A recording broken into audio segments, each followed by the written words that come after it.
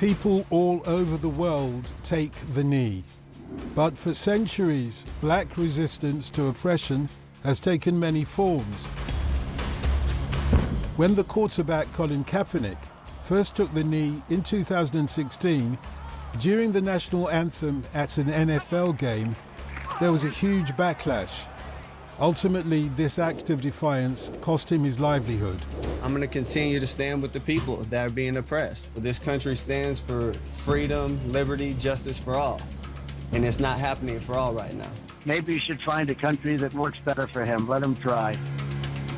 In the years since, taking the knee has become a powerful symbol of resistance, as potent as Martin Luther King's civil rights marches, and as iconic as Tommie Smith and John Carlos's black-gloved fist at the 1968 Mexico Olympics. Sports people around the world have taken the knee. On the football pitch, a powerful image to show football's social conscience. And on the racing track. And that is a positive message from F1. Where will this symbol of resistance lead? And where did it come from? Is it a passive act or an act of defiance? To answer these questions, we travel back through the centuries to the earliest resistance by enslaved Africans against racial oppression in the Americas.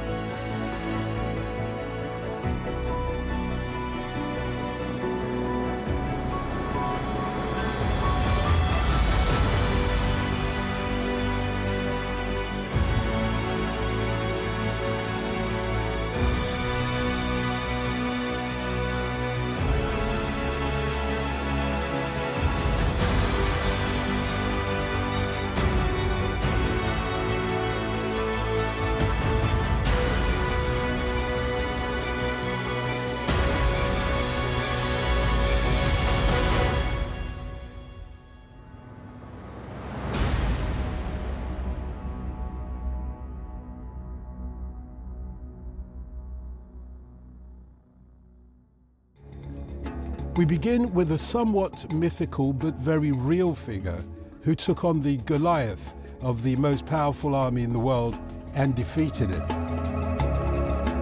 Queen Nanny, Granny Nanny, or as she's also known, Nanny of the Maroons, is Jamaica's original national hero. Her face adorns the country's $500 bill, recalling the story of a freedom fighter who stood up to the might of the British military to win freedom for her enslaved people.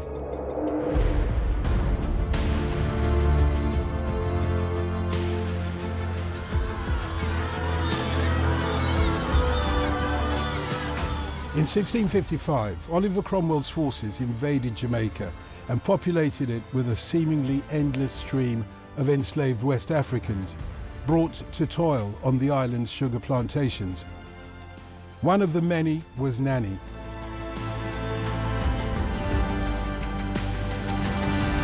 Along with her 4 brothers, she's believed to have been abducted from the Ashanti tribe in present-day Ghana and transported in chains across the Atlantic.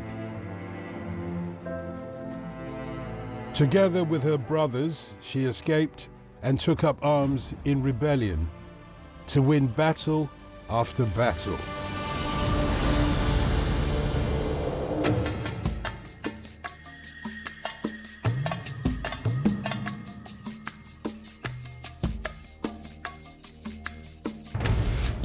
The pages of the local weekly, the Jamaica Courant, was filled with advertisements offering rewards for the runaways. But Nanny and her rebels offered something more valuable: freedom. Other runaways were inspired to join them in the rugged Blue Mountains of eastern Jamaica, a settlement that is still known today as Nanny Town.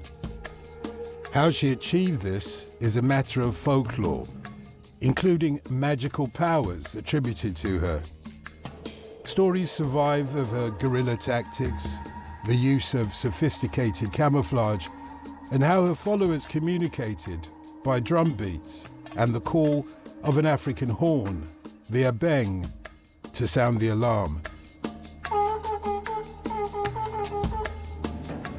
Nanny Town was finally captured and destroyed. Nanny and her followers escaped to higher ground, where they were faced with two options: starvation or surrender. At this desperate stage, the story goes, she had a vision telling her to never give up the fight. She woke up the following morning to find a handful of seeds, which she planted on a hillside, as the vision had instructed. Within a week, giant-sized pumpkins had grown to provide enough food for her followers. Till today, the hillside is known as Pumpkin Hill. Nanny never gave up the fight, but she did agree a truce with Britain in return for legal freedoms and 500 acres of land for her followers. One painful condition of the treaty was that the Maroons, as they were known, would now be obliged to return any fugitive slaves they discovered. According to legend, Nanny signed the treaty through gritted teeth and then demanded that the British redcoats shoot her. When they eventually complied and fired their muskets, her body is said to have whirled like a dervish as she caught each of the musket balls with her bare hands.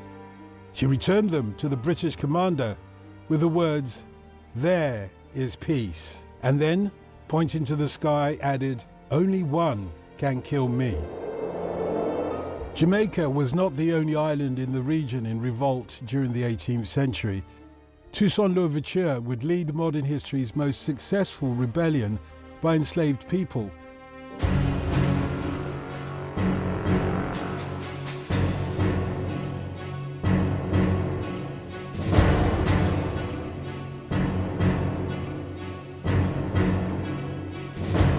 The island of Hispaniola had been divided and renamed. One side, Santo Domingo, was governed by Spain, and the other, Saint Domingue, was ruled by France. Thousands of miles away, the French Revolution of 1789 extended citizenship to anyone with a parent born in France.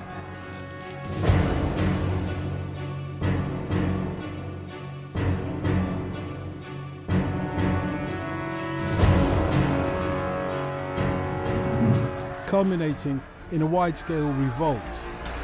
On the 22nd of August 1791, the so-called Night of the Fire, all hell broke loose. Plantations were set ablaze and there was widespread bloodshed.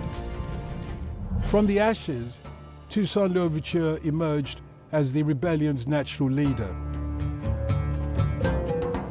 A skillful tactician, he initially sided with Spain against France.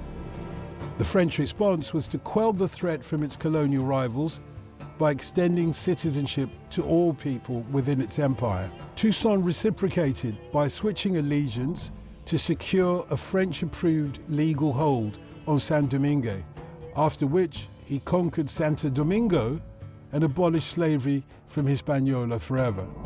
Back in France, Napoleon Bonaparte, the emperor, was outraged at Louverture's unilateral constitution.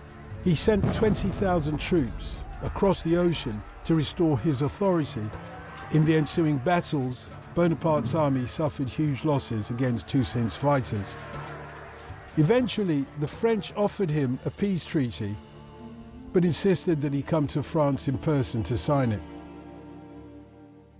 It was a trap.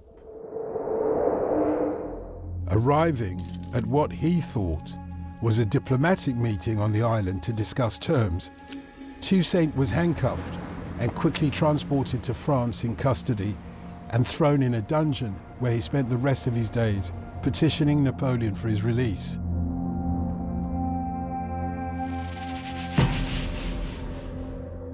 Less than a year later, he was dead. Back in San Domingue, the capture of their figurehead spurred his supporters on in battle. The French were eventually driven from the island, never to return. In 1804, the Haitian Republic was proclaimed, free from enslavement and free from colonial powers.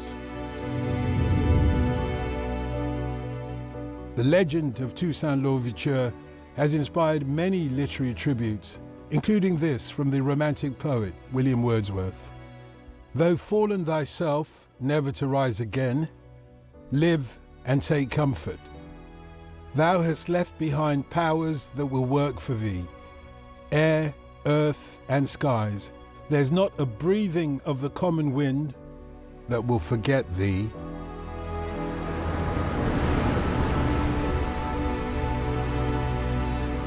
Louverture and Nanny before him fought fire with fire. They faced violent oppression with violent uprisings and achieved freedom for their people.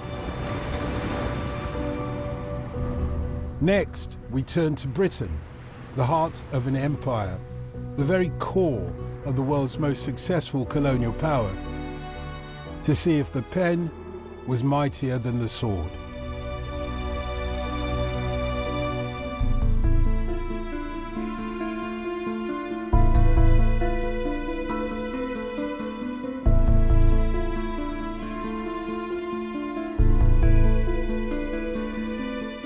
Olaudah Equiano's story begins in his homeland of Igbo, now part of Nigeria. In his autobiography, he describes having lived a happy childhood among a nation of dancers, musicians, and poets. He shared an especially strong bond with his mother. The two were inseparable. Yet one day, they were forced apart forever. Olaudah and his sister had been minding the house while the rest of the family had left to do their work.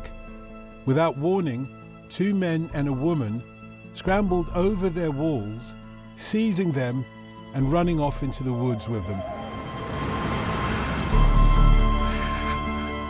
Before long, Equiano found himself on a slave ship. He describes the paralyzing fear that ran through him, chained as he was to a multitude of other captives in stifling conditions.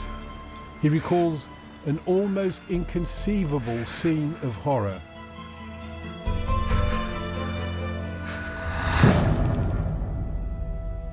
During the years of bondage that followed, he was sold several times and failed in his attempts to escape. Eventually, he was offered the opportunity to purchase his freedom using money he had earned trading loose items. He paid the ransom and settled in London, where he became a renowned abolitionist. Bearing his own traumatic memories of enslavement, his voice was especially important in the movement. Yet his eminence attracted hostility. He was branded a fraud by his distractors, who sought to undermine his testimony. In the April 1792 issue of the Oracle, a letter appeared claiming that he had never been to Africa, but was born and bred in the Danish island of Santa Cruz in the West Indies. The article read sneeringly, "What, we will ask any man of plain understanding, must that cause be which can lean for support on falsehoods as audaciously propagated as they are easily detected?" 2 days later, the Star reprinted the allegations. Equiano called on his colleagues and supporters to back him. They threatened the Oracle with legal action. The newspaper immediately retracted the letter, conceding that it was likely part of an anti-abolitionist plot to weaken the evidence brought against the enslavement trade. It was far from the last of such attempts to discredit the veracity of black suffering.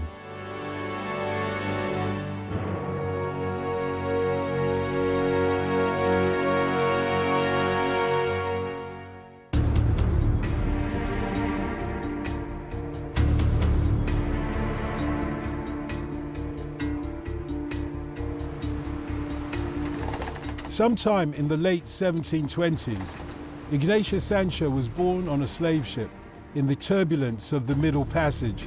His mother died not long after. His father chose to die than be enslaved. On arriving in London, the infant orphan was taken to live with three sisters in Greenwich. He grew to become a sociable figure. He acquainted himself with a British peer of the realm, John Montagu, who was so impressed by Sancho's intellect, he encouraged him to read and write, lending him books from his personal library. Becoming more keenly aware of his enslavement, Sancho fled the oppressive household of the three sisters to the refuge of the Montagu family, where he persuaded them to employ him as a butler. With the Montagus, Sancho immersed himself in music, poetry, reading, and writing.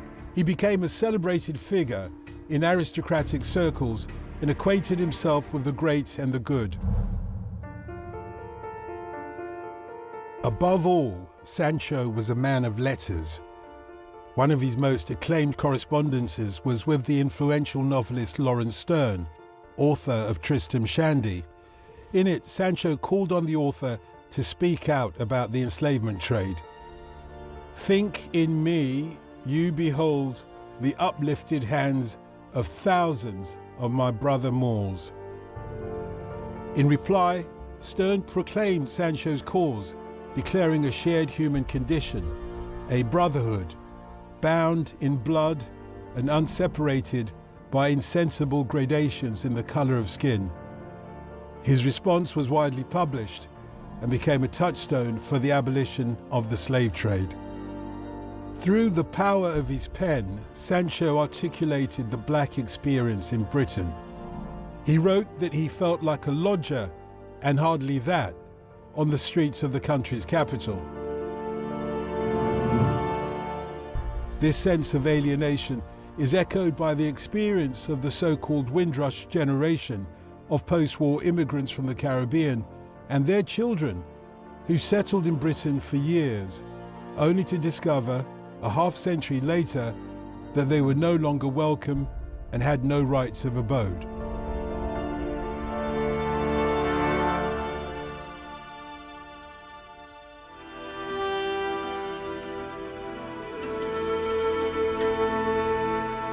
Shortly before Ignatius Sancho's death in 1780, he mentions in a letter the case of a young enslaved woman who had authored and published a collection of poems. A genius in bondage, he called her.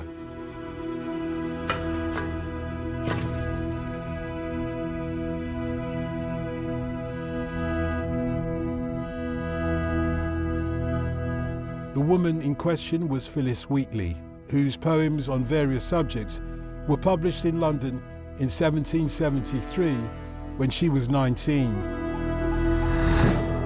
She was born near the Gambia and, like Sancho, was separated from her family forever when she was snatched as a child and enslaved. Snatched from Afrique's fancied happy seat, as she put it. She was transported over the Atlantic and sold in Boston to a wealthy merchant. There she was given his surname, Wheatley, while her first name recalled the ship that had transported her, the Phyllis. Unusual for someone enslaved, she received an extensive education from the Wheatley family, providing her with the reading necessary for nurturing her poetic skills. She was a rarity. The Wheatleys were keen to show her off to family and friends. In 1773, the mistress of the house took her on a trip to London, hoping that Phyllis might be able to have her poetry published. She succeeded, and her poems on various subjects received widespread praise on both sides of the Atlantic. On her return to Boston, she was released from bondage. From then on, Wheatley dedicated her writing to the emancipation of Afrique's blameless race, as she put it. At the climax of the American Revolution, for example, she questioned the rhetoric of freedom which it championed. She warned of the omission of enslaved people from the fabled metaphor of the American Constitution. Even if America was freed from Britain, she argued, not all of America would be free until slavery was abolished. After all, what did a proclamation of freedom mean if it only applied to arbitrarily selected Americans? If all were created equal and endowed with the inalienable right to life, liberty, and the pursuit of happiness, why were some people excluded? In other words, Black Lives Matter, a sentiment that America continues to grapple with. Something as I've gained more knowledge about what's going on in this country in the past, what's going on currently, these aren't new situations. This isn't new ground. To me, this is something that has to change. And when there's significant change, and I feel like that flag represents what it's supposed to represent, and this country is representing people the way that it's supposed to, I'll stand.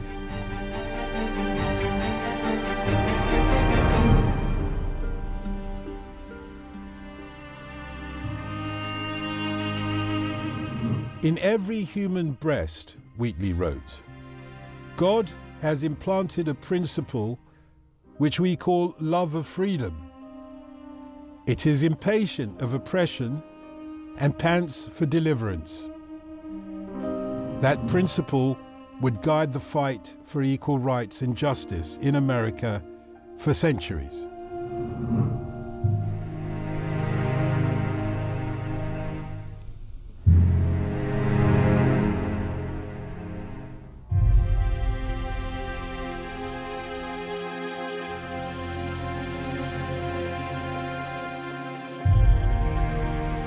Sojourner Truth, born Isabel Baumfree, was one of 10 or 12 children of a single family born into slavery in 1797. The family lived in a Dutch-speaking part of New York, and Truth spoke only Dutch until she was a 9-year-old and forced to learn English. In her early 30s, Truth managed to escape with her infant child, Sophia. She found her calling in 1843 when she converted to Methodism. On June the 1st, Pentecost Sunday, she heard the Spirit of God calling on her to preach the truth. This divine command led her to change her name from Isabel Baumfree to Sojourner Truth. Traveling north through Connecticut to Massachusetts, she began to preach restlessly, giving inspired, improvised sermons on the abolition of slavery. She also fought for women's rights wherever she went, attending women's rights conventions and lending her voice there.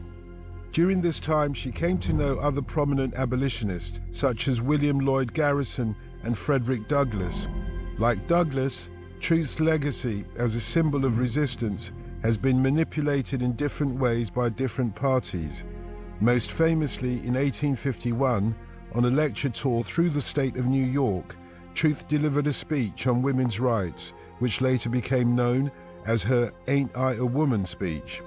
In it, she demanded equal rights for women, as well as for black people. Fascinatingly, the speech has been recorded in dramatically different ways. The first version was published only a month after Truth delivered it, and made no mention of the question, Ain't I a Woman, which has become so famous since. The speech then received wider publicity during the American Civil War, when a leading white feminist abolitionist, Frances Dana Barker Gage, published an altered version. Gage inserted the repeated question, Ain't I a Woman, which gave the speech the title it's known by today.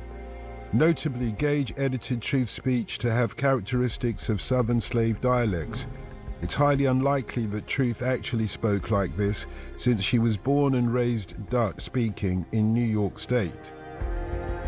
Original reports of the speech also suggested that Truth was warmly received by the audience, but Gage recorded that Truth met with hisses and calls to prevent her from speaking. Gage herself admitted that her edited version had given but a faint sketch of the original speech, but she believed her version was stronger and more palatable to white American readers.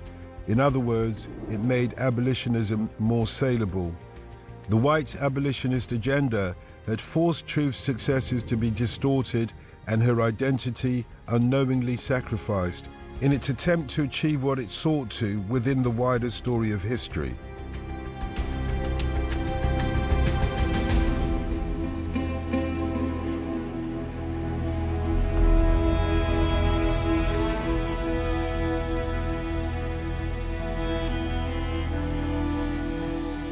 Nat Turner was another who claimed divine inspiration for his leadership. He was a preacher born enslaved in Virginia. 30 years later, he would lead an insurrection against slave owners. He was deeply religious. He is said to have known no book but the Bible. On February the 12th, 1831, atmospheric conditions ignited a spiritual curiosity in him. An annular solar eclipse chastened the skies above Virginia. To Turner, this was a sign, the hand of a black man reaching across the sun. He quickly began acquiring weapons. A few months later, on August the 13th, further atmospheric disturbances made the sun appear bluish-green. This was the final sign. The ordained time for resistance had arrived. The rebellion was successful to begin with, Turner and his followers freeing many enslaved Africans. The insurrection was, however, rapidly extinguished. Hundreds of federal soldiers and thousands of militiamen crushed it. In retribution, scores of black people were lynched and killed, and Turner was hanged in Jerusalem, Virginia. The rebellion put an end to the white Southern myth that enslaved people were either too content with their lot or too servile to mount an armed revolt. Its failure had resonance. Time for black people in that area of Virginia was measured from the hopeful starting point of Old Nat's War. For many years in black churches throughout the country, Turner's self-sacrifice caused the name Jerusalem to refer not only to the biblical location, but also, covertly, to the place where the rebel preacher met his doom. The stories of Old Nat's War was shared amongst the congregation, sparking the hope and the promise of power against slaveholders and a future of freedom, gathering fuel for the movement.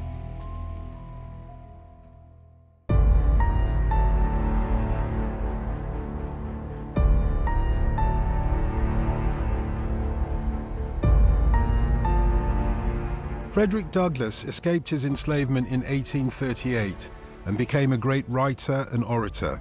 A runaway from the Southern house of bondage, his back all horribly scarred by the lash. With the bitter remembrance of a life of slavery, he published his memoirs, telling of his past history, his present condition, his future prospects as a stern avenger of outraged humanity. As an abolitionist, Douglass was forced to choose sides between African Americans who wanted to return to Africa and those who wanted to remain in the land of their birth. Douglass chose remaining and fighting for change in America, at odds with those who favored repatriation, such as the American Colonization Society. In a letter published in his newspaper The North Star in 1848, Douglass wrote that the society was next to slavery the deadliest foe of the colored man. Like Sojourner Truth or Colin Kaepernick centuries later, Frederick Douglass refused to be silenced. No one's tried to quiet me, and to be honest, it's not something I'm gonna be quiet about. I'm gonna speak the truth when I'm asked about it. People are dying in vain because this country isn't holding their end of the bargain up. Giving freedom and justice and liberty to everybody. It's something that's not happening. On 4th of July 1852, Douglass delivered his most famous speech. What to the slave is the 4th of July? What have I, or those I represent, to do with your national independence, he asks. Are the great principles of political freedom and of natural justice embodied in that Declaration of Independence extended to us? Am I called upon to express devout gratitude for the blessings resulting from your independence to us?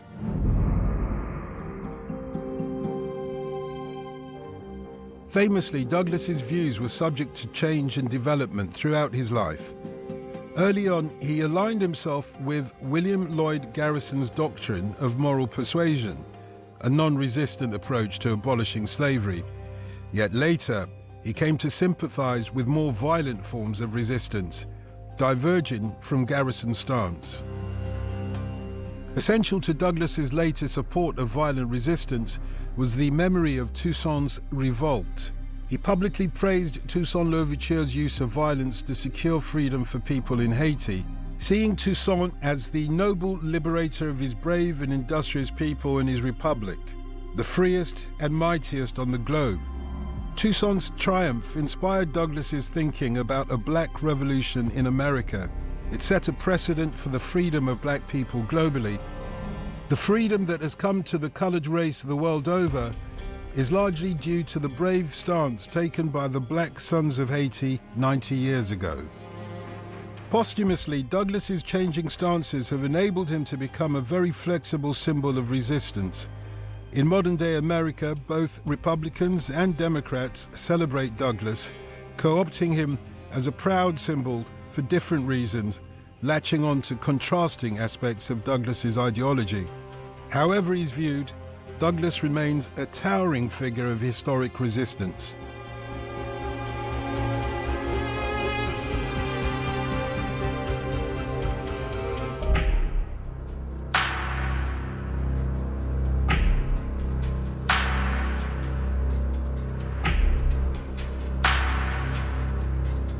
The Dred Scott case of 1857 left an indelible mark in the history of US race relations. After years of being transported around and leased out by various different owners, Scott brought a case to the Missouri courts, claiming that he and his wife Harriet should be granted their freedom because they had lived in Illinois and the Wisconsin Territory for 4 years, where slavery was illegal. Through a series of disputed verdicts, the case eventually rose to the Supreme Court. Here, at the highest judicial level, the lower court's precedence of once free, always free was overturned. This precedence held that if an enslaved person achieved freedom in a free state, on their return to a slave state, they would remain free. The court decided 7-2 against Scott. Chief Justice Roger B. Taney ruling that black people are not included and were not intended to be included under the word citizens in the Constitution, and can therefore claim none of the rights and privileges which that instrument provides for and secures to citizens of the United States. Since they were not citizens, black people did not possess the legal standing to bring suit in a federal court. The ruling forcefully confirmed that Scott was the private property of the owners and therefore was not eligible to bring such a suit, nor was the court eligible to intervene in the private matters of his owners. After proceedings at the Supreme Court concluded, a group of leading abolitionists helped to buy the Scots their freedom. Meanwhile, the Civil War, which would erupt in 1861, was brewing ever more ominously. The Scott case seriously increased tensions between pro-slavery and anti-slavery factions in the North and South. America has wrestled with the judgment in the Dred Scott case for more than 150 years.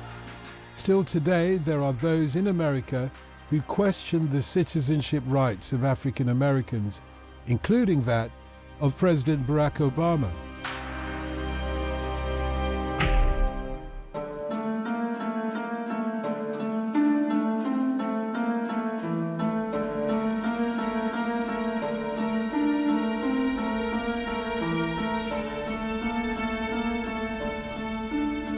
William Still was born the free child of parents who were born enslaved.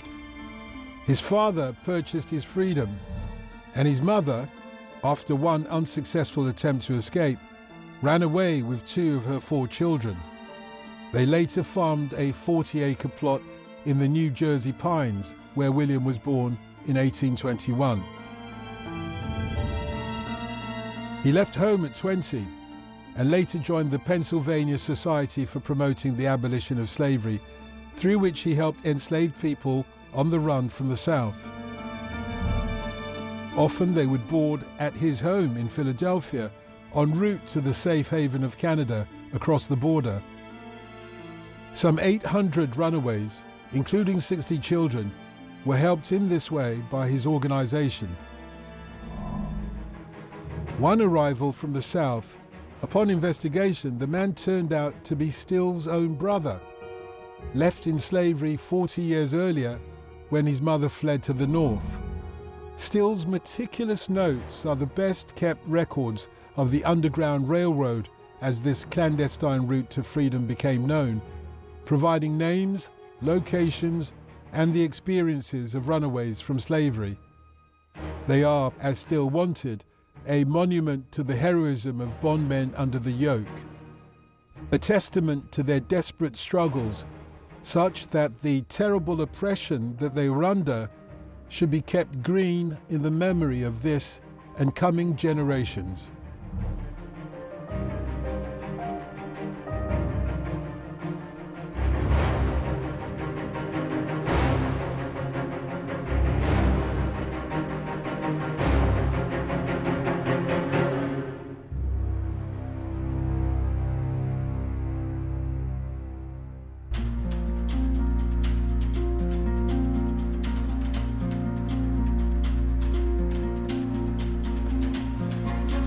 The Underground Railway has many heroes.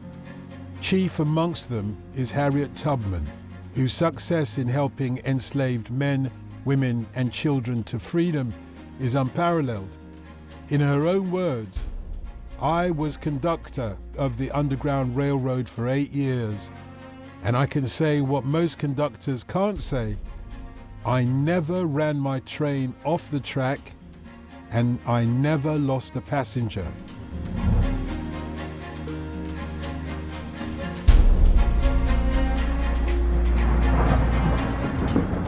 Tubman made 13 trips to the South and rescued approximately 70 people from plantation bondage. She carried out her missions in winter, under cover of darkness, and used the stars in the night sky to guide her passengers to freedom, as she had done for her own escape years earlier.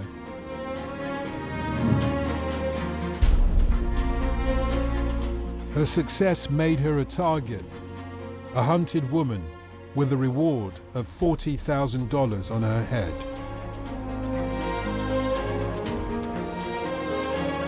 The US Congress rushed through the Fugitive Slave Law in 1850 to make it a crime to harbor runaways, and sanctioned the brutal treatment of any who were recaptured and returned to their owners.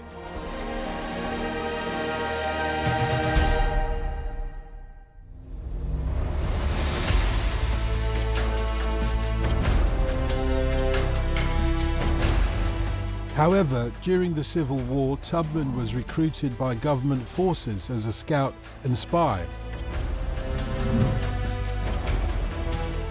And at the raid on the Combahee Ferry in 1863, where rebel forces were defeated, she helped liberate more than 700 enslaved people.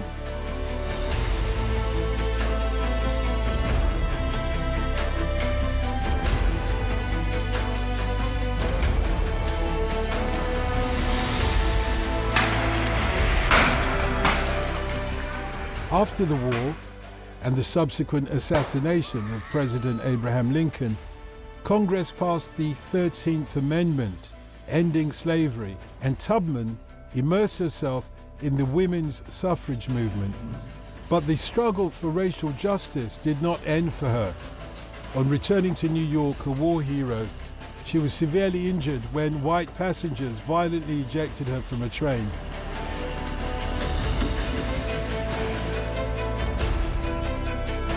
Many generations on, African-American war veterans would discover when they went back to the States after serving their country in conflicts abroad that they were still not afforded the equal rights and justice of their fellow Americans.